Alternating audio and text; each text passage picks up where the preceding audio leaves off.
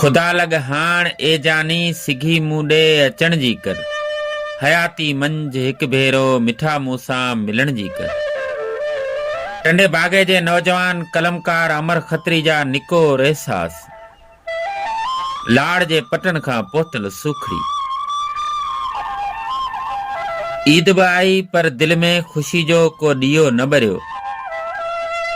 तुंहिंजे विछोड़े हर खुशी के अधूरो करे छॾियो। तुझे बगैर ईद जो हर मंजर उजड़ियल लगे थो। न नवा कपड़ा वणन था, न मिठाइयूं मिठो जायको ॾियनि थियूं। माण्हू खिलन था पर मुंहिंजी मुर्क बि अव्हां वटि रहिजी वई आहे। महबूब साईं चंड रात आई, सभु दुआऊं घुरनि था खुशियुनि जूं। ऐं मां बस तुंहिंजे मोटण जी दुआ लाइ हथ खणा थो।